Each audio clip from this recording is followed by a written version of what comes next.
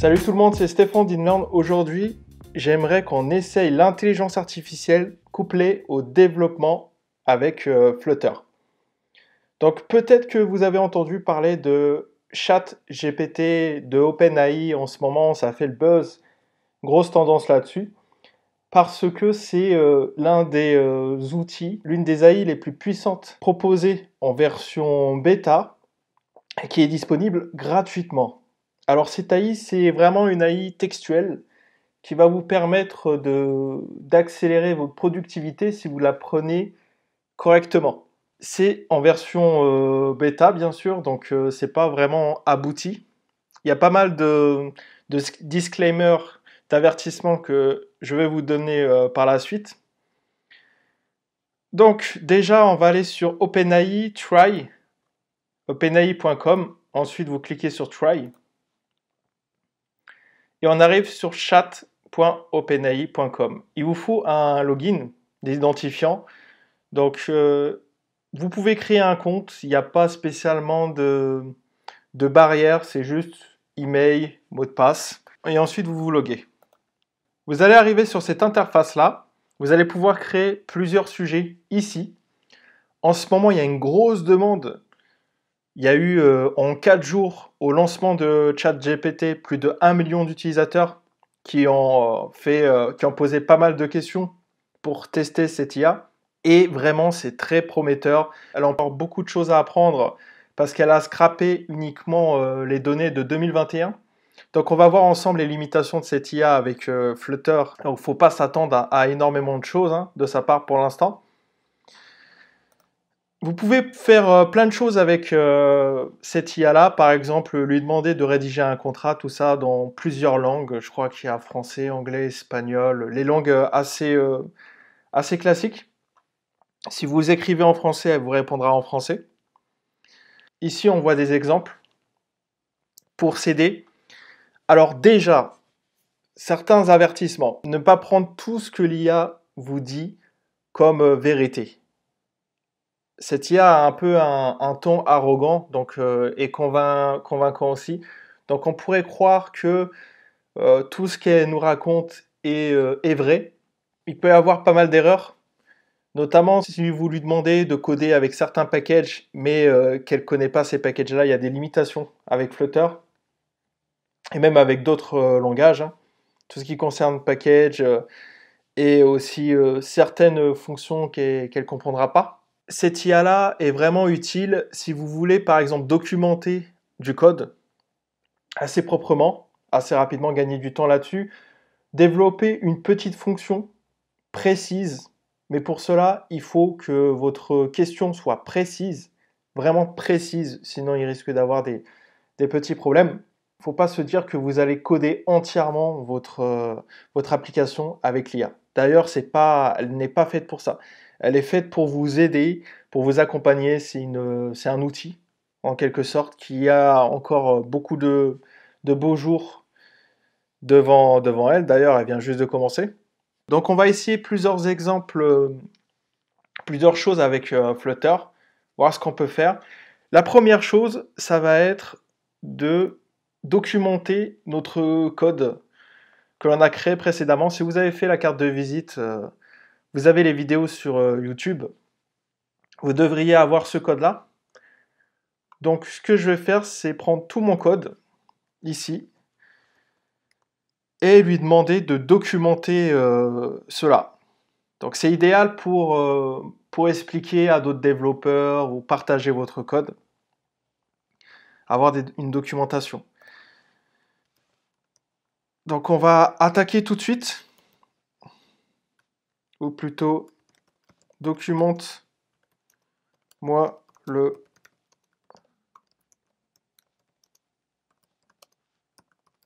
Donc il faut que ça soit vraiment précis. Si vos questions sont vagues, vous aurez des réponses vagues. Il faut que l'IA connaisse exactement, quelle est exactement toutes les informations. Donc documente-moi le code ci-dessous pour expliquer à un débutant.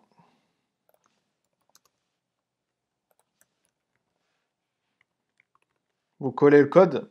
Bon, pour l'instant, c'est pas L'UI est pas très pratique dans le sens où vous pouvez pas joindre un fichier directement, ça viendra par la suite. Et cette IA-là, normalement, n'est pas connectée à Internet. Enfin, c'est ce qu'elle raconte. Donc, il faut lui donner la plupart des informations.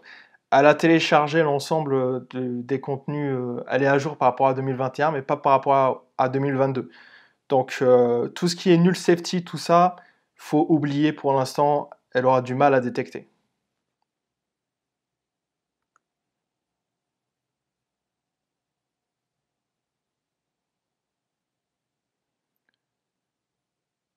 Donc, vous avez un peu l'explication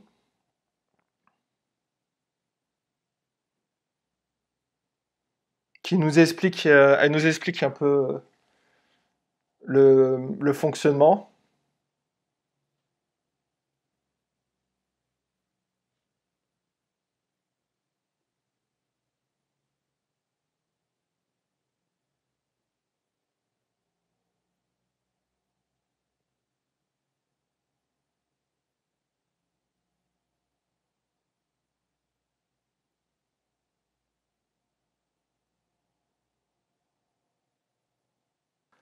Donc, on va lui demander ensuite d'ajouter ajouter ces explications dans le code.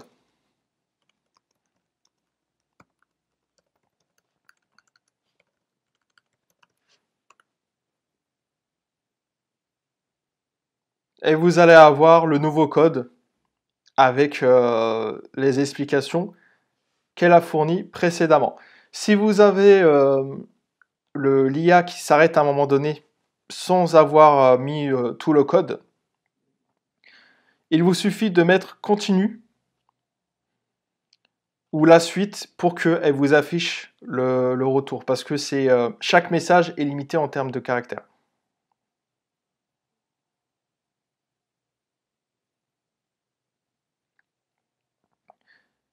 Donc c'est vraiment quelque chose qui peut être, qui est très prometteur et qui peut vous aider quand vous prenez récupérer certains morceaux de code en ligne. Si les aides ne sont pas disponibles sur Stack Overflow, avec OpenAI, vous pouvez avoir certaines informations. Ouais, là, il y a eu une network error parce il y a un problème en ce moment, il y a trop de personnes, trop d'utilisateurs qui posent des questions à OpenAI. Elle est un peu victime de son succès, ils essayent de scaler les serveurs parce qu'ils en ont même pas assez. Donc on a bien vu qu'il y avait toute une explication, une documentation qui est plausible, donc qui explique correctement, il n'y a pas d'erreur par rapport à ce que je vois. Mais il faut bien faire attention, encore une fois, ne prenez pas tout ce qu'elle vous dit comme argent comptant, parce qu'elle est basée sur 2021, sur les connaissances de 2021. La meilleure chose dans ce cas-là, c'est limite lui demander de traduire la documentation que vous avez sur un widget. Par exemple, on peut essayer, on va aller chercher le widget provider. Voilà, si vous débutez et que vous cherchez un peu comment fonctionne le widget provider, on va lui dire par exemple, tac, tac, tac. Déjà, on va créer un nouveau sujet parce que ça va bugger avec l'autre. On va lui demander si elle connaît ce widget-là, le package plutôt.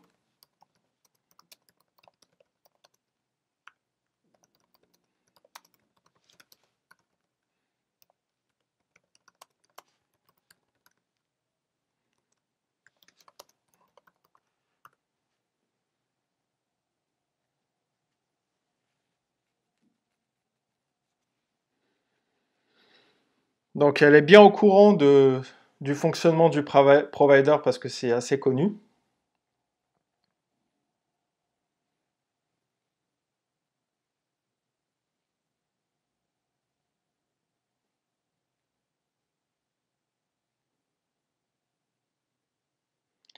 Après, on voit que l'exemple est assez basique et plutôt 2021 par rapport à la documentation actuelle. Mais c'est ce que je lui ai demandé aussi, un exemple assez simple.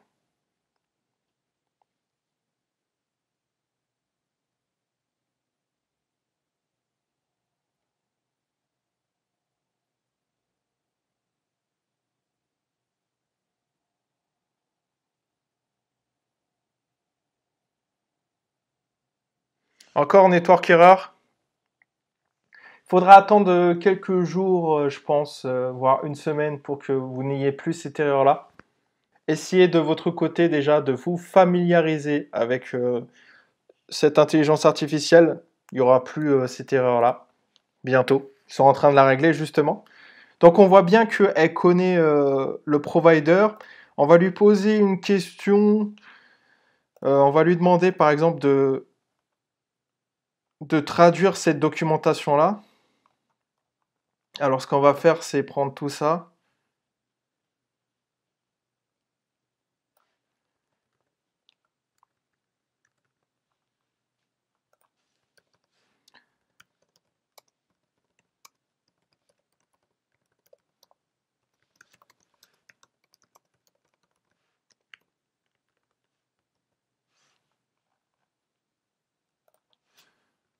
On essaie d'être précis du provider avec des termes simples. Là, ça bug, il faut créer un nouveau sujet. On va relancer le truc.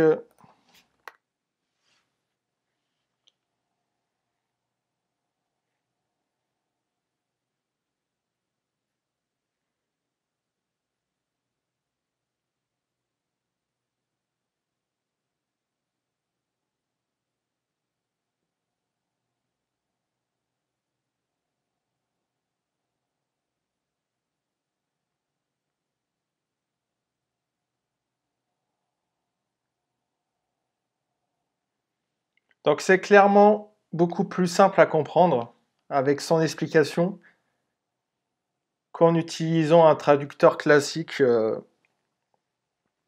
Ça peut être un outil vraiment indispensable pour tout ce qui concerne les traductions à l'avenir global. Donc ça peut être dans le développement et un tas de choses. Je pense qu'on va se servir souvent de cette OpenAI.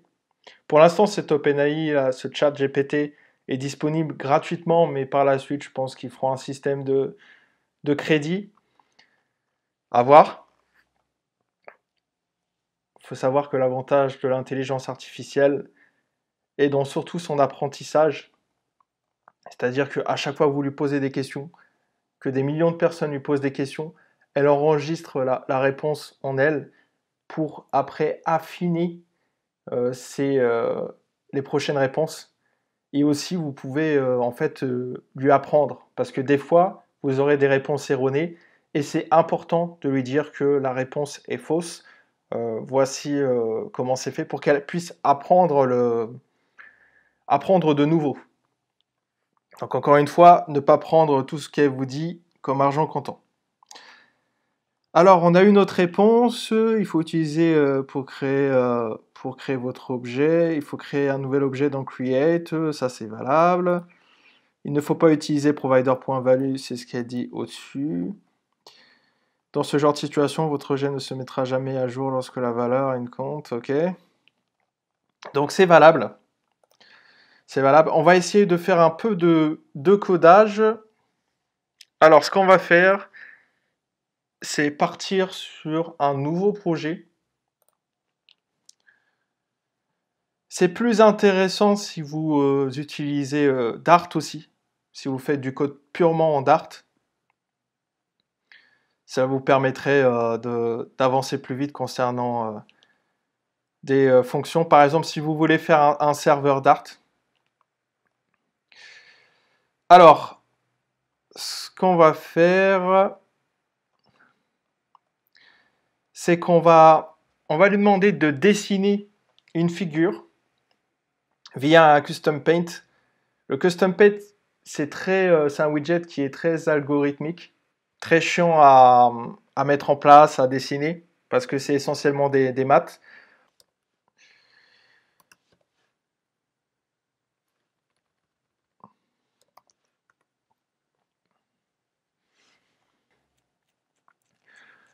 Donc voilà, la formulation, ça joue pas mal, donc à vous par la suite aussi de formuler correctement vos questions pour que tout de suite il y ait le résultat.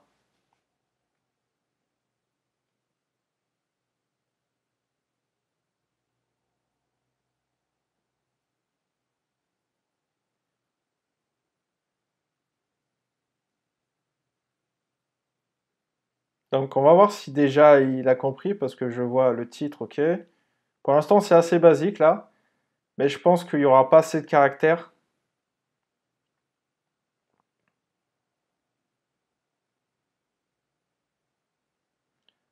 Mais le code est très propre, hein. Voilà, qu'il est bien agencé comme je vous le recommande à chaque fois. Les classes et tout bien séparé. On va changer un peu notre question pour que ça soit plus facile pour lui. On va lui dire code-moi.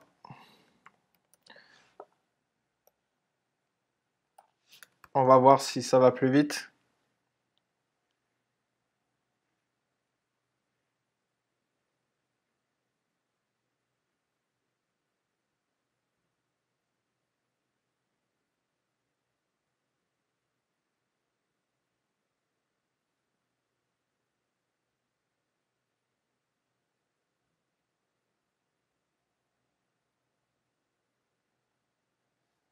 Il se permet même de rajouter des commentaires. C'est vrai que ça aussi, vous pouvez le mettre de votre côté si vous voulez. En même temps, en posant votre question, ajoute-moi des commentaires pour comprendre aussi ce qu'elle fait. Par contre, là, j'ai pas proposé, en fait, je lui ai dit smiley, mais je n'ai pas défini la couleur. Donc, on peut avoir des mauvaises surprises avec la couleur, mais bon. Par rapport à tout le code, il suffira de changer la couleur. Hop, erreur. C'est un peu long et du coup, ça crache. C'est un peu dommage là. On peut faire un truc un- encore plus simple avec des bordures circulaires, avec bordure qui affiche un bouton bleu en dégradé. On va rajouter un peu de... Avec bordure circulaire.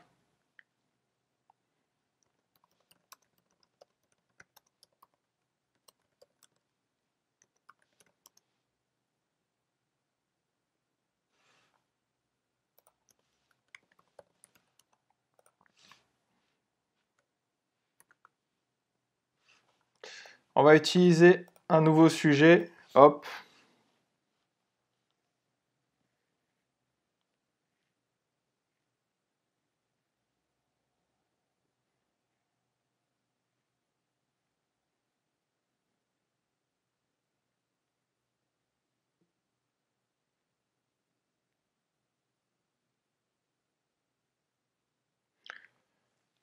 Donc tant qu'il y a cette erreur, ce crash-là, je vous conseille de vraiment poser des questions assez précises et lui demander juste des morceaux de code pour éviter d'avoir ce fameux network error. Donc on a l'explication. Ce code crée un container avec une hauteur et une largeur spécifiques. Le container a un dégradé linéaire en utilisant les couleurs bleu et bleu light. Bordure circulaire, bordure radius. Le container contient un reset button avec du texte. Donc on va utiliser ça. Déjà la première chose, je pense que vous avez pu voir, si vous codez sous Flutter 3.0.8, c'est ce reset button qui n'existe plus. Donc si on va sur notre Flutter, on va dans notre main.dart là, et qu'on ajoute ça ici plutôt, à la place du compteur, par exemple, au centre. On voit tout de suite, bien sûr, qu'il y aura les problèmes de 2022, c'est-à-dire le null safety, toutes les recommandations avec const, tout ça. Donc le reset button qui n'existe plus, c'est normal. Maintenant c'est elevated button. Le code pour naviguer ici, voilà, on press. Mis à part ça, tout est quasiment bon. Sauf que il n'a pas les dernières recommandations. Donc si vous l'utilisez, faites bien attention à lui poser des questions déjà premièrement précises et deuxièmement de prendre en compte qu'il n'utilise pas le null safety et toutes les recommandations de 2022. Alors, on va essayer ça. Hop. On va voir du moins le dégradé, s'il est fait correctement. Alors, on se retrouve avec ce bouton-là. Bon, il n'a pas tout à fait compris. Il connaissait pas le nom du bouton, donc il a mis aller vers une autre page. On voit bien que ça fonctionne, mais il n'y a pas spécialement de dégradé, parce qu'il n'y a que 2 couleurs aussi, dans ce qu'il m'a proposé. On va dire que c'est à peu près, c'est à 50% ce qu'on lui demandait. Encore une fois, il n'est pas à jour avec Elevated Button. D'ailleurs, on va lui dire, tiens,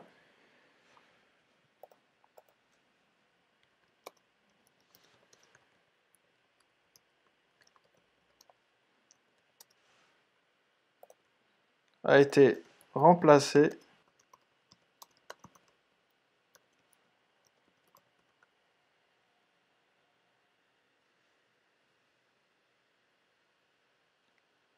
En fait, il nous dit ça, vous avez raison. Il dit ça à chaque fois qu'il a tort, mais il n'est pas au courant. Donc c'est une formulation atypique hein, pour cela. Si j'avais rajouté un peu de style à mon bouton, il aurait foiré un peu, parce qu'il y a eu des changements, on ne peut pas accéder à la couleur, tout ça. Mais on va pas l'embêter. Là, il nous dit que vous pouvez également utiliser Flat Button, si vous préférez un bouton à plat. Bon, ça c'est vrai. Mais dans ce cas-là, pourquoi il m'a pas fourni directement un code correct? Bref, il y a encore des avancées à faire. Alors, ensuite, pour finir, à notre code, on va rajouter un rectangle. Depuis tout à l'heure, on essaie de faire un custom paint. Attends, déjà ça. Voilà.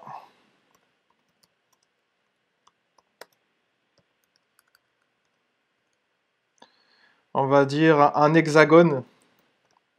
Custom paint. Et ajoute-le dans le code précédent. Bon, on évite les accents.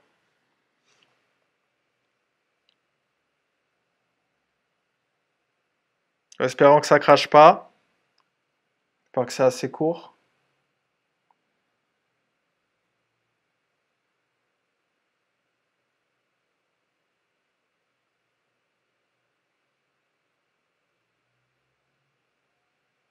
Donc c'est vraiment toute cette partie-là qui va nous être utile.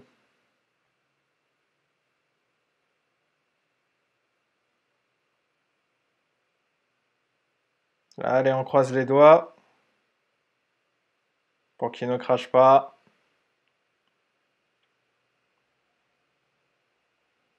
Bon là, il a un peu bugué dans le sens où il me rajoute directement le code. Hop, on va copier ça avant qu'il crache. Il m'ajoute directement le code, l'hexagone en shield sur le bouton. Donc c'est pour ça qu'il faut faire attention à comment vous décrivez les choses. Du coup, j'ai eu le temps de copier un peu mon code là. Alors c'est ça, Hexagon Painter. Et là, ce qu'il me dit, c'est qu'il utilise Custom Painter, mais il le met en cheat de Elevator Button. Donc c'est pas ce qu'on va faire nous, mais on va quand même essayer. Hop, on va retirer ça. Donc on va créer une colonne si c'est pas déjà fait. Est-ce que c'est dans une colonne? Parfait, c'est dans une colonne ici. On va rajouter notre custom paint. Hein. Alors notre hexagone, on lui a pas spécifié la couleur, donc il l'a mis en bleu. Il a pris à peu près la même couleur que ce qu'il y avait précédemment. On va tester ça. On redémarre complètement. Alors on va peut-être rajouter un shield du texte pour voir.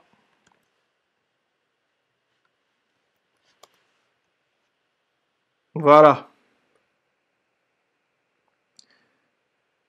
Donc on a bien un hexagone, sauf que je lui ai pas précisé sa taille. Donc c'est pour ça qu'il m'a juste dessiné un hexagone comme ça, que je peux définir en fait, il me suffit de mettre cela dans un container. Je devrais pouvoir fournir la taille.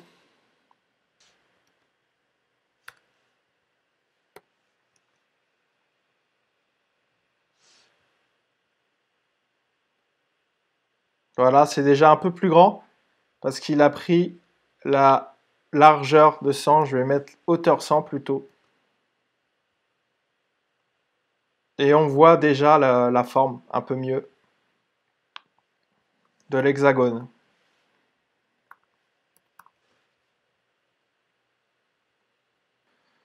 Donc il y a pas mal de choses à faire avec cette intelligence artificielle. À l'heure actuelle, il y a des petits problèmes de réseau qui devraient être réglés assez rapidement. Je vous invite à faire des tests, à lui demander par exemple de documenter des choses ou à corriger des problèmes, mais faites bien attention, prenez en compte qu'il n'a pas les dernières données, donc il n'a pas le null safety à l'heure actuelle, il n'a pas tous les boutons, enfin toutes les mises à jour concernant les widgets, dépréciés ou non. Si vous voulez devenir un expert avec Flutter et vraiment maîtriser cette technologie, je vous invite à aller regarder sur le site la formation Flutter Master et on se dit à très vite dans une prochaine vidéo.